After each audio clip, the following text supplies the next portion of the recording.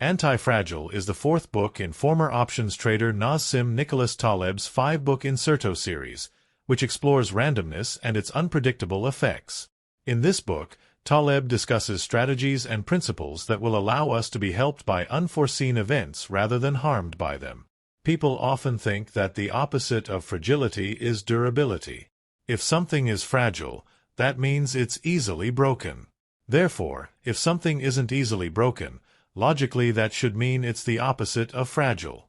However, there's another step beyond durability, something that actually gets stronger under stress. Since there isn't an established English word for such a thing, let's call it antifragility, not just the lack of fragility, but its true opposite. Antifragile discusses sources of fragility and antifragility. Why antifragility is necessary in all aspects of life. Strategies to avoid fragility and seek antifragility. The ethical components of fragility and antifragility. What antifragility is and why we need it. We live in an unpredictable world.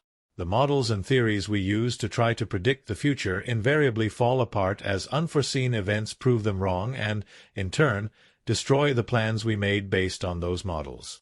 Clearly, systems based on such flawed models are bound to be fragile, easily broken. The solution to this problem is antifragility. Instead of a never-ending search for more accurate models and better predictions, all we need to do is make sure that we're in a position to benefit from uncertainty and volatility instead of being harmed by it. This is hardly a new concept. Nature exhibits antifragility in almost everything she creates. An organism can strengthen itself through minor damage in the form of exercise. In a similar sense, a species can strengthen itself through minor damage in the form of natural selection, which leads to evolution. However, unlike nature, humans try to control the world through models and rules. We think we can perfectly predict the future and avoid any shocks that would cause our fragile systems to fall apart. We think we can outsmart millions of years of evolution and antifragility, and we're almost invariably wrong. Instead of trying to predict the future, we should assume that there will be major events we can't see coming, because, sooner or later, there will be. If we're prepared for them, using the methods and practices explained in this book, we can make sure that such events work to our advantage instead of hurting us. By avoiding fragility and embracing antifragility wherever possible, we can set ourselves up to thrive in an uncertain world. Antifragility is growth through hardship. The phrase, necessity is the mother of invention, points to another, more immediate sort of antifragility. Basically, people overreact to setbacks. They use more energy and effort than they need to compensate for the problems they experience. The excess energy goes on to become innovation and progress. For example, a speaker who's quiet or hard to understand will capture his audience's attention more effectively than one who sounds like a trained actor. By straining to hear and understand him, the audience will naturally pay more attention and retain the information better. However, this is only effective up to a certain point. An audience that can barely understand the speaker will pay closer attention. An audience that can't hear him at all will simply give up. The opposite is also true. A lack of challenge causes people to undercompensate. For example, the automation of airplanes actually led to an increase in preventable flying accidents at first. The pilots were becoming complacent and, more dangerously, bored. Their skills and their attention waned, and as a result they got into accidents that more alert pilots wouldn't have. In short, people in a challenging situation will rise to the challenge and become stronger from it. However, people who get too comfortable miss out on the chance to benefit from antifragility, like the pilots who relied too much on their newly automated systems and ended up crashing their planes. Where to find antifragility? A basic guideline is that anything living, whether literally, as with organisms, or figuratively, as with an artist's growing and changing popularity, has some degree of antifragility. Another way to think about antifragility is in terms of simple versus complex systems. A light switch is a simple system. You flip the switch and the light turns on. If any part of the system is damaged, like a faulty wire or a burned-out bulb, the system works less effectively or not at all. In other words, this system is fragile. A human body, on the other hand, is a complex system. It has many different parts that communicate with each other and help each other compensate for stressors. When part of a system is able to communicate that it's been damaged, and other parts of that system are able to compensate for that damage, or overcompensate, as discussed earlier, antifragility is the result. In humans, we can see a simple example with exercise. Weak muscles break down and become bigger and stronger as they heal. So, in short, simple systems are easily broken while complex systems often have built-in ways to absorb shocks. When complex systems are able to strengthen themselves in response to the damage, they're anti-fragile. Why modern society is fragile?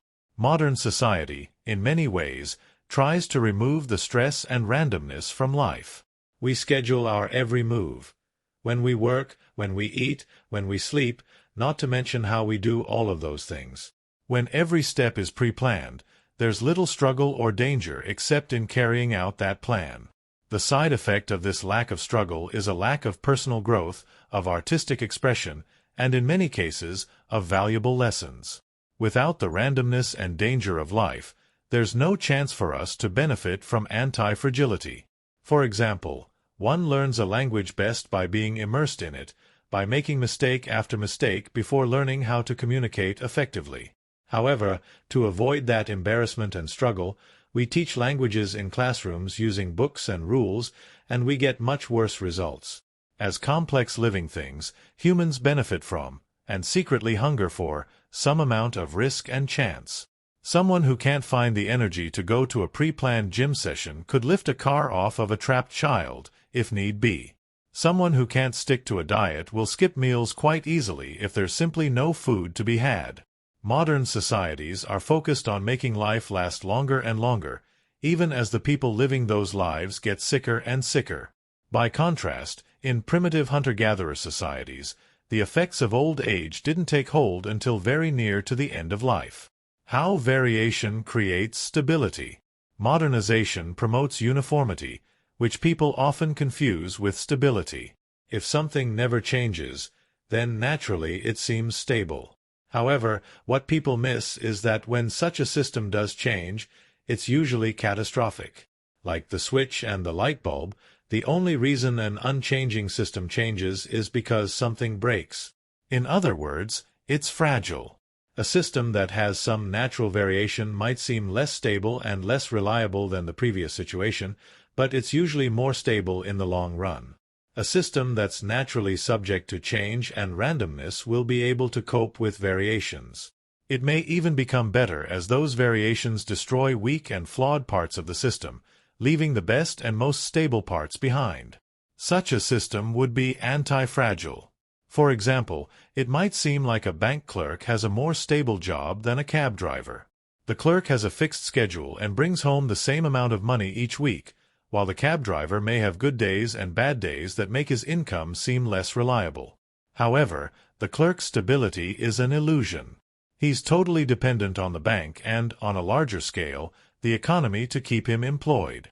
If something goes wrong, he could find himself out of a job, suddenly bringing home no income at all. There's no chance for the clerk to recover from the shock or grow stronger from it. His job is simply gone. The cab driver, on the other hand, is relatively protected from shocks like that.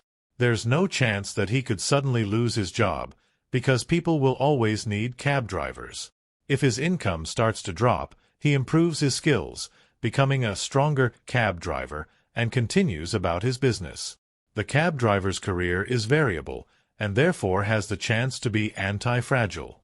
Size and control breed fragility. Modern society also tends to create large, rigidly controlled systems. Centralized governments, multinational corporations, and so on. Large systems are more vulnerable to fragility because they have, and need, many more resources. The effects when those systems break are also much more pronounced. For example, if a large bank gets into financial trouble and has to suddenly sell off billions of dollars in stock, it creates a shock that affects the entire global market. However, a bank a tenth of that size in a similar situation might only have to sell stock valued at millions, not billions, which the market could absorb much more easily. Along with size, another common cause of fragility is rigid, top-down control. Large organizations such as major banks, corporations, and even, or especially, governments are prone to this type of fragility. They're run based on rules, predictions, and models, which almost inevitably fail sooner or later.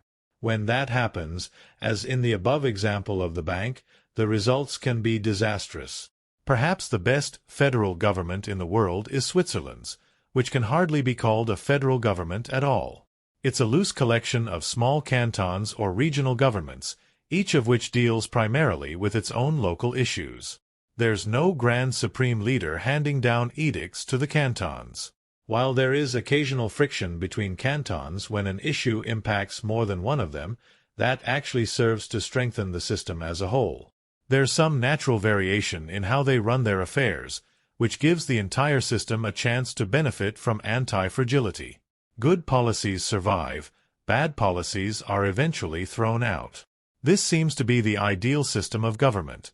Small, decentralized, and with some chance for small struggles. The risks of human intervention. Modern society tends to rely on predictive models to plan for the future. Rather than setting ourselves up for anti-fragility, we try to foresee everything that might go wrong and plan specifically for those events. This is reflected in everything from weather forecasts to quarterly projections at a corporation. However, predictions and models are notoriously fragile and easily destroyed by a single piece of data that doesn't fit. Decisions based on those models are similarly fragile and often have harsh consequences. People lose jobs, stock markets crash, and sometimes people even die. In spite of predictive models' terrible track records, many people insist on using them to decide on courses of action. This is especially dangerous when people want to intervene in something that would be just fine if left alone. Perhaps the best example of this tendency is in medicine. Medicine has always had risks and harm associated with it, which are called iatrogenics, unintended harm from treatments. For example, before we knew what germs were, countless people died of so-called hospital fever. Even now, medicines and treatments almost always have side effects, some of which can be more devastating than the disease they're supposed to treat. Therefore, ideally we'd only intervene when potential benefits outweigh potential risks.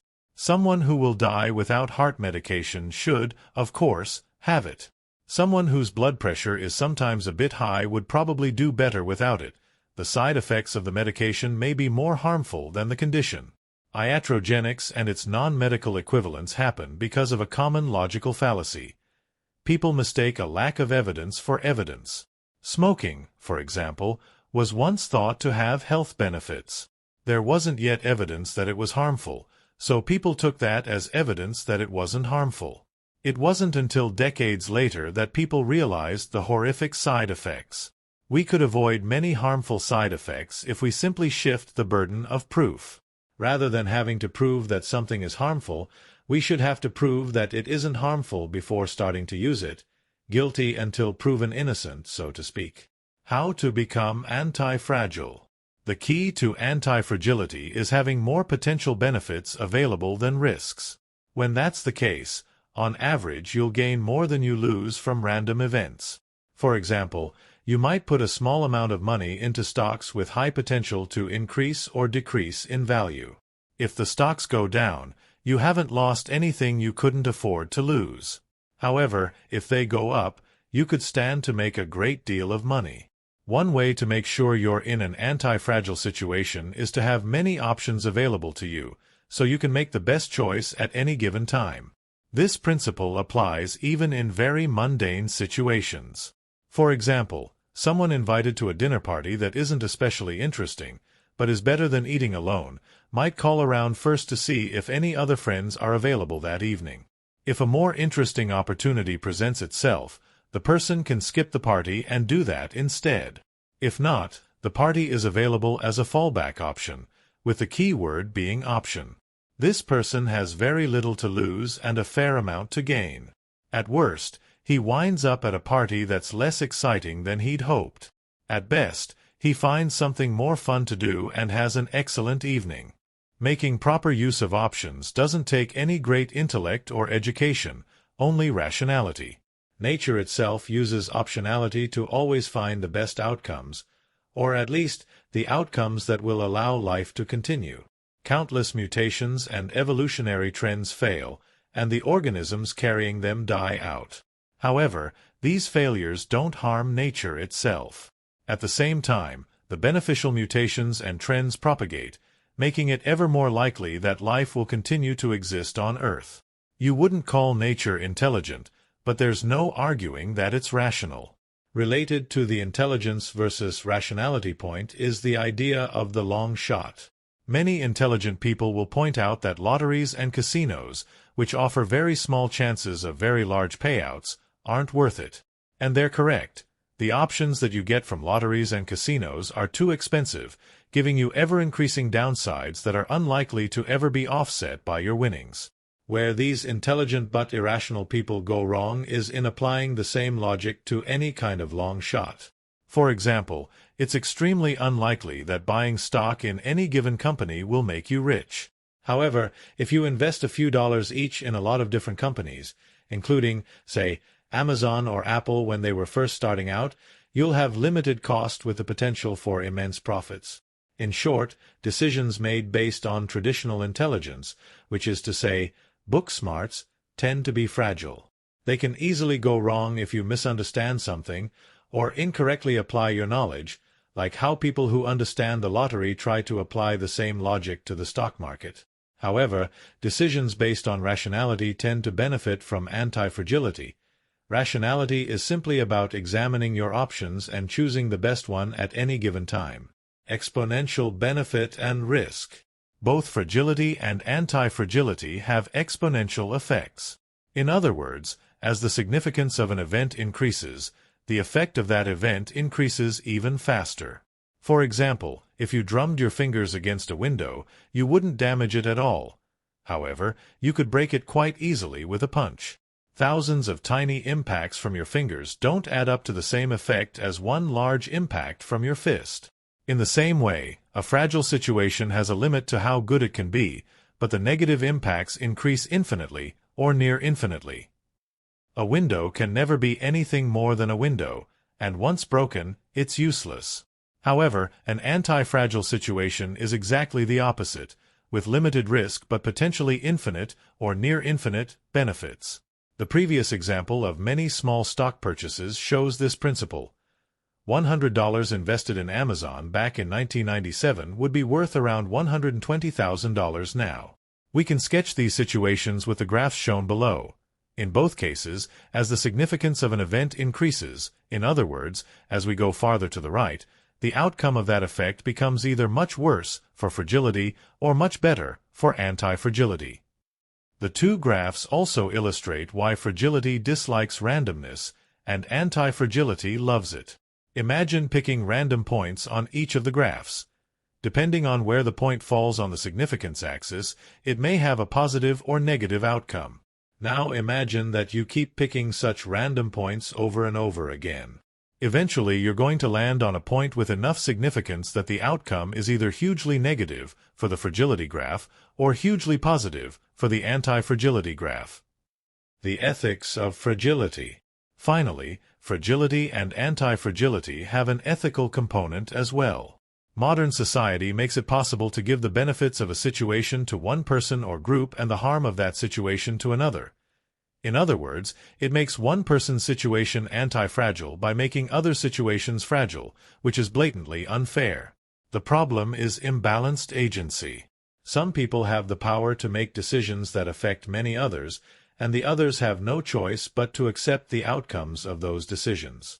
To give an extreme example, this imbalanced agency is how we end up with countries that have a handful of billionaires and millions of people in poverty. When we say agency, what we really mean is optionality. The people who have the power are the ones who have all the options and therefore all the anti-fragility. They can shunt the fragility onto those who are less powerful, generally the poor and the marginalized. This is why the CEO of a failing bank can be let go with a severance package worth tens of millions, while taxpayers are being gutted to pay for his bank's bailout. The best way to correct this imbalance is by making sure that everyone has something to lose, some kind of fragility that they need to defend against. Remember that anti-fragility of the whole depends on the fragility of the parts, like muscles getting stronger after the weak parts of them break down. By allowing some people to gain all the benefits while others take on all the harm, modern society has overturned that principle. Rather than correcting this imbalance with complex rules and massive enforcement agencies, remember, large size and rigid controls make systems fragile, we could address it with simple laws. In fact, the Code of Hammurabi found an ideal solution almost 4 millennia ago. One tenet in the code stated that any injuries or deaths caused by the collapse of a house would also be inflicted on the one who built that house. If the owner of the house died, the builder would be executed. If the owner's son died, the builder's son would be executed, and so on. It might sound brutal to our modern-day sensibilities, but the punishment wasn't the point. The point was to give the builder a stake in what he was building. A craftsman knows his craft better than any government-sponsored team of safety inspectors, so this is the simplest and most effective way to make sure that what he makes is safe and of good quality. So, in short, the best way to ensure ethical behavior is by making sure everyone has something to lose. Someone who has to shoulder the risks herself, rather than diverting them to those with fewer options, will most likely act in good faith.